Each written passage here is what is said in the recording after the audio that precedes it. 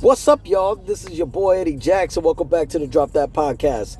Yo, we're gonna get into some wrestling talk, but shout out to our sponsor, Layback TV. Okay, over 10,000 channels, movies on demand, every sports channel, so you can watch all your UFC and start pre-ordering on that Canelo versus Crawford fight going down September 13th. All right, in Vegas, Legion Stadium. Now, make sure y'all remember laybacktv.com, LAYBACKTV.com. Androids, Fire Sticks, iPhones, it don't fucking matter. They all fucking work. Now let's just get into some wrestling talk, baby. Whoa! Yo, this shit is getting crazy. You know what I mean? We're just fresh off Money in the Bank. You know what I'm saying? Shout out to Naomi, Miss Money in the Bank, and Seth freaking Rollins, two-time Money in the Bank. And now everybody's on alert. And they just started the King of the Ring. So they're not going to have this year, like they had last year, you know, bringing back the King of the Ring pay-per-views, PLEs, for that matter. So they're going to do the tournament. But the finals are going to be live at Night of Champions, it turns out to be the finals. You know what I mean? Which the winner goes on to SummerSlam in August to challenge either men's and women's world champion or WWE champion. Okay? Now, we'll start with the men. Shit's getting crazy with the men. So they had first rounds. Sami Zayn, he defeated... I'm sorry. Every first round qualifying matches were fatal four-ways. Completely different than they usually do it. It's a little twist.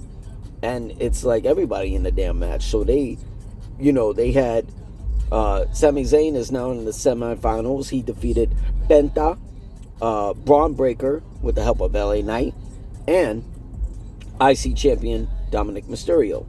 That was on Raw. On SmackDown, Randy Orton defeated LA Knight with the help of Braun Breaker and Bronson Reed, Aleister Black, and Carmelo Hayes.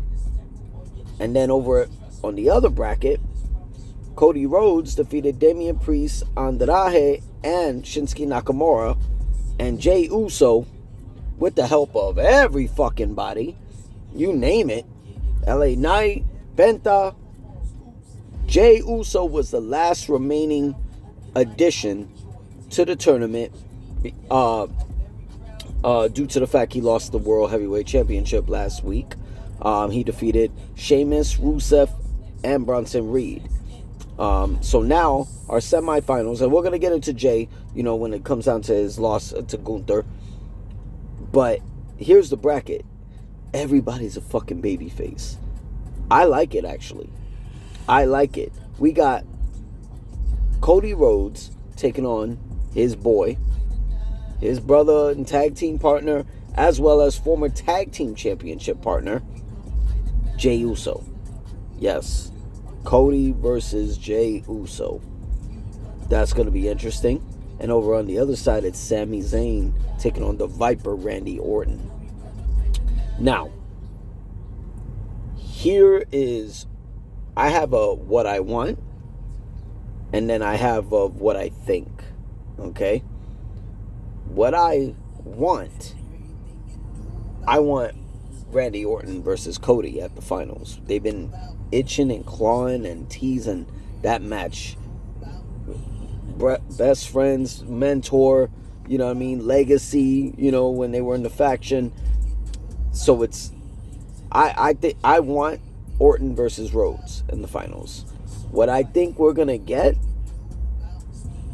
Jey Uso versus Sami Zayn in the finals. Somehow, Sami is going to pull off against Orton.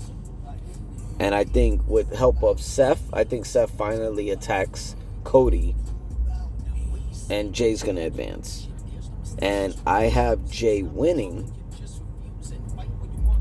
I mean, this could go many ways. Like, Jay could win, right? And Sami Zayn could heel turn against his friend. Bloodline brother. What was it? Honorary Uso, Sami Uso. I mean, hell, we could have Rhodes going on to SummerSlam. And I've been hearing they've been itching and teasing this little triple threat. Cena, Punk, Rhodes at SummerSlam. Which will be dope. But this will be 2 years in a row. Randy Orton goes into the finals in some controversy. You know what I'm saying?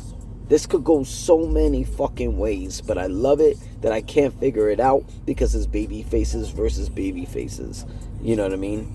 And it's like, there's only 3 men in here that have been world champion. Sami Zayn hasn't. He's figuring out a way to get in there. You know, which pivots to what happened with Jay. You know, and, I know Rikishi is going on his podcast, slandering, creative. And I get it, and I'm a siding bias, as far as Rikishi goes. Because, he's a family man. He's got his sons, Solo, Sikoa, and the Usos. He wants the best for them. He's been giving his opinion about him, even about WWE even cutting the $15 million salary for Roman Reigns. The man who carried this shit through the whole pandemic. You know what I'm saying? Which is very impressive. I get it. Jay having a two-week IC championship reign, I thought was bullshit. How the hell he had the IC championship, and due to the sake of storyline, let's Solo and his bloodline cost Jay the IC title. When he's just getting that singles championship run going. Now we got the War Games going on. I feel like we're back on that shit again. Jay's been world champion for 2 months. Not even. You know what I'm saying? 1 title defense, which was an entertaining match at Saturday night's main event. The respect he was finally given. Main event, Jay Uso in the main event, defending the world championship against Logan Paul. Could have been better. It could have been better. Since his nickname is Main Event Jay Uso, and he's opening WrestleMania Night 1 for the sake of a triple threat match and the Cody versus Cena match. The disrespect, you know what I'm saying? And the simple fact that, some people, who are watching the PLE WrestleMania 41 could see it one way. But motherfucker, I was there. Watching Main Event Jay Uso carry this fucking crowd going nuts for him in opening match. And he's the first entry. First competitor, first wrestler to come out on a WrestleMania card for WrestleMania 41. And they didn't show respect. You know what I'm saying? I'm wondering what was the whole point? And I get it. It's official. Goldberg versus Gunther at Saturday night's main event next month in Atlanta, Georgia. We need to make Gunther versus Goldberg more exciting. Let's add a world championship to it. Now, this is the only way it makes sense to do that. It's supposed to be Goldberg's last ride. His last run. But then they're labeling it his last ride. Before he hangs it up for good. Retire, right? Which, all respect to Goldberg. Goldberg, no one could ever repeat what he did at WCW. In WCW, hell, I was going to Nitro, watching this guy destroy people. You know what I'm saying? Over 170 undefeated streak. It's unprecedented. World heavyweight champion, United States champion. The defeats that the names that he defeated under his belt goes down the list. Brock Lesnar, Triple H, Hollywood Hulk Hogan. That's just 3. Those are what? 2 of them already Hall of Famers. Brock Lesnar will be. So it's like, I get it. Goldberg's a Hall of Famer too. And it only makes sense if Goldberg's going to win the world championship from Gunther. But why? If he's retiring, why do this if he's hanging it up? It's just, maybe it's a send-off for Goldberg. It used to be an Atlanta Falcon football player. His first world championship in WCW, he won it at the Georgia Dome in Atlanta, Georgia. Now he's going to be State Farm Arena in Atlanta, Georgia.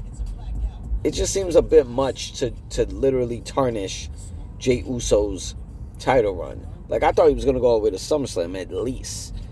Get somebody to cash in on him. It just, I don't know. I like it in a way, but I don't like it. I like it because I can't figure out why they're doing this. But I like it. I like it because I can't figure out what they're doing. I don't like it because the sacrifices they're doing it. You know what I mean? Jay was just getting shit started. I felt like he was going to win the Royal Rumble. I picked him for the Royal Rumble this year. He was going to win because of all the defeats he was having. It looked like they were just building him. Royal Rumble and WrestleMania. Is that it?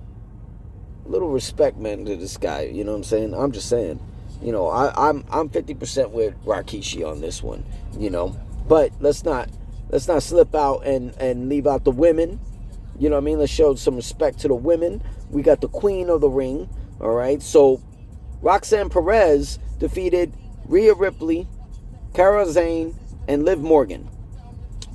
Jade Cargill defeated Michin, Piper Niven, and Nia Jax. Then we got, on the other side of the bracket, Alexa Bliss defeated Charlotte Flair, Alba Fire, and Candice LeRae. And the return of Asuka defeating Stephanie Baker, Raquel Rodriguez, and Ivy Nile.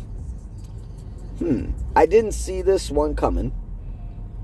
I thought maybe they'd given Stephanie a break. She pulled off 3 days. 24 hours having 3 matches. Maybe she needed a little rest. Asuka advanced, so she's going to take on Alexa Bliss. And on the other bracket is Roxanne Perez versus Jade Cargill. If I had my guess, Jade Cargill is scheduled to film a project with Jonathan Majors. So shout out to Jade Cargill on that magnificent opportunity, her acting debut. So I don't really think they're going to advance her into the Night of Champions. I think Naomi's going to play a part, possibly. Because this is supposed to be on Raw. So it's going to be Roxanne Perez defeating, I think Roxanne's going to defeat Jade Cargill. And I think Alexa Bliss is going to defeat Asuka. I think it's going to be Alexa versus Roxanne Perez. I think that sells great at Night of Champions. Coin toss on who wins that one. They've been teasing Alexa Bliss versus Tiffany Stratton, but Roxanne, she's affiliated with the Judgment Day, so she's moving up. So I think it's going to be those finals. Alexa Bliss versus Roxanne Perez. But before we go, it's official. At Night of Champions is going to be AJ Styles challenging Dirty Dom Mysterio at Night of Champions for the Intercontinental Championship.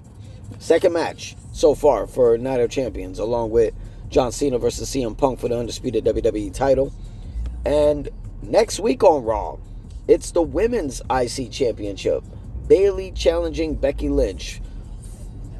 Women's, the 4 horsewomen versus 4 horsewomen.